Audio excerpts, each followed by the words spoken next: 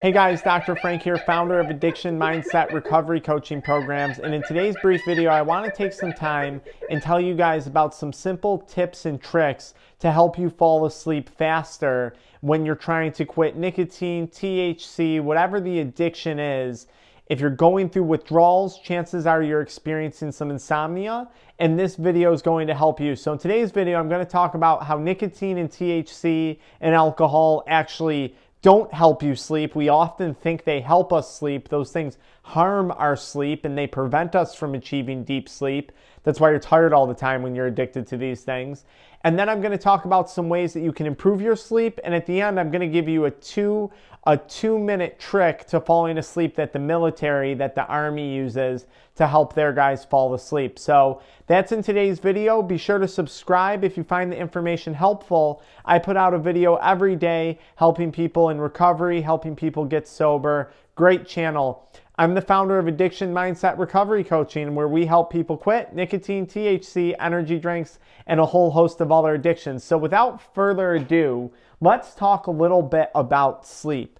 Let's start with weed. So if you're trying to quit smoking weed, a lot of people will say, oh, I smoke weed to help me fall asleep at night. It quiets down my thoughts. It slows down my brain. And I completely relate to you if that's you. I smoked weed for those purposes for years until eventually the negatives outweighed the benefits and then I had to quit. But I do understand that, but I do want you to understand something important about weed. This is why we usually feel groggy when we wake up after a night of smoking in the morning, why it's a little harder to get up, your eyes are a little fuzzy. Weed takes away our REM sleep, or our rapid eye movement sleep. This is one of the stages of deep sleep. This is where dreaming usually occurs. And that's a problem because this is one of those stages of sleep where your body heals, where your body detoxes, and more importantly, this is the stage of sleep where your body interprets the events that occurred from earlier in the day, where your brain interprets those events and then overnight processes rational decisions and kind of your next move for the day, for the next day when you wake up. So it's during REM sleep when your brain organizes everything that happened from the day prior. So a lot of people think, oh, I take weed to help me fall asleep, and there's no doubt that it will help you get into a state of light sleep. And maybe with long-term chronic use, you are achieving deep sleep with it, and maybe you are even dreaming again. Most people don't dream, though, if they've been smoking weed for a long time. And the reality of it is you're missing out on your REM sleep. So yes, it might be helping you fall asleep, but that's only a temporary thing. And let's not forget, when you smoke weed, initially there's going to be that increase in heart rate. And that increase in heart rate can often lead to increased anxiety, and it wakes us up. It's a burst of adrenaline. So smoking right before bed might have maybe it helps you, and I'm not going to tell you it doesn't, but just keep those things in mind. Now, when you're quitting smoking weed, you certainly are probably going to experience some insomnia, which is a withdrawal symptom of an addiction to a substance. So you can get addicted to weed, okay? Just to be clear, I made videos on that. But insomnia. Now, for those of you guys who are addicted to nicotine, understand every time you consume nicotine, nicotine speeds up your heart rate, increasing the chances of anxiety. Nicotine speeds up your heart rate, which also makes you more alert, makes you more awake, and that signals your body to release adrenaline and norepinephrine, and these are your fight or flight hormones. These are your fight or flight things. So instead of going to sleep, your body's starting to think it's in fight or flight mode.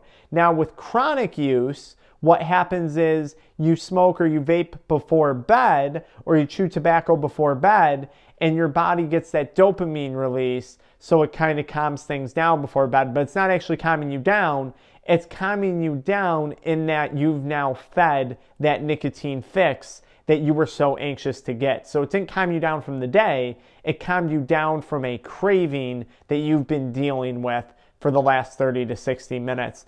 And alcohol interrupts deep sleep. Alcohol doesn't allow your body to achieve a state of deep sleep. It might put you into light sleep faster, but it prevents deep sleep. And that's why when we have a hangover, usually the next day we're like starving, we have no willpower, we're eating crappy food, we feel terrible, we're sweaty. When you're really hungover, you're throwing up. It's because your body didn't get an opportunity to detox during the evening because it was poisoned from alcohol. Now, if you've stuck with me so far, how do you sleep better? What are some tips to help you improve your sleep? Well, tip number one is actually the temperature of your room. So what you're going to want to do is create a cooler temperature in your room. They recommend around 63 degrees Fahrenheit. In order for your body to achieve a deep state of sleep, your body temperature actually needs to drop 2 to 3 degrees. So you don't want to sleep hot. So if you find that your room is really warm at night, if you wear, hoodies and sweatpants and all that stuff to bed, you might want to consider stripping down a little bit and giving your body the chance to cool off. Tip number two, take a warm shower before bed. But Dr. Frank, doesn't a warm shower contradict what you just said? No, it doesn't. The heat from the shower actually vasodilates your blood vessels. That's why you turn all red. And then your body's cooling effects start to kick in. So your body's actually going to start to cool because of the vasodilation to drain all that heat out of your body. A warm shower is also an extremely relaxing thing to do before bed. Tip number three, exercise. Exercise, exercise, exercise. But make sure you're exercising approximately 5 hours before bed. Here at Addiction Mindset, we recommend exercising first thing in the morning. Wake up early, do your cardio, do your weight training, do some yoga, exercise, wear yourself out physically, and then challenge yourself throughout the day mentally. Exercise has been proven to help get sleep. Tip number four, get sunlight throughout the day. Sunlight is extremely important. A lot of people take melatonin thinking that melatonin is like the magic trick here. But melatonin is a hormone that your body produces when it has the appropriate amounts of natural sunlight throughout the day. So you get sunlight throughout the day that tells your bodies, it signals your body's circadian rhythm that you're awake, that it's daytime, and then your body starts to slowly produce melatonin so that by the time you go to bed, you're going to have healthy levels of melatonin, so you're going to be able to fall asleep better. So try your best to get natural sunlight or get one of those fake sunlight things, and that might help you out. If you're doing homework and schoolwork all day in a dark room, staring at a blue screen, oh my gosh, go online, check out the links below to get like a fake sunlight type thing. Okay, tip number five, really important. Avoid drinking caffeine at least 8 hours before bed. So those of you guys who consume nicotine, which is a stimulant, if you're also consuming caffeine, which is another stimulant, now you're going to have a really high heart rate and you're going to have a really low chance of being able to fall asleep at night. And remember, caffeine can stay in your system for up to 8 hours. So when I wanted to sleep better, I cut out all my caffeine. I don't drink any caffeine anymore. And here I am on Sunday night at almost 8 p.m. full of energy. No more caffeine for me.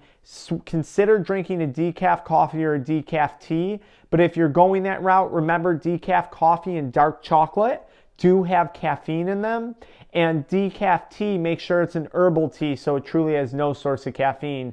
Because even decaffeinated black tea, decaffeinated coffee does have caffeine in it. And dark chocolate as well too, so you might want to avoid that. Of course, there's some controversy. Eat a healthy amount of food before bed. You shouldn't be binging on sugar. You shouldn't be binging on carbohydrates. All of these things increase your blood sugar levels. Your body then releases insulin and it puts your liver and kidneys to work. So during the time when your liver and kidneys want to be detoxing from the day and processing the food and processing the stuff you consumed, they're put to work. So really consider cutting back on those sugary, starchy foods before bed in order to achieve a better level of success when it comes to getting a good night's sleep. And of course, consider blocking out blue light. So if you're watching this in your bed, that's okay, because I'm glad you're trying to quit an addiction, but maybe you want to get some of those blue light glasses. I don't find that this one impacts me that much. Maybe it's because I was brought up in the world of technology. I don't know. But obviously, if we're talking about our phones, our computers, video game systems, blue light can have a really big impact on our ability to fall asleep. And then the last thing that I want to say, the last tip, is get the alarm clock out of your room. Ditch the alarm clock. It's been proven that laying awake at night can create stress when you're staring at the time or staring at your alarm. So put your phone aside.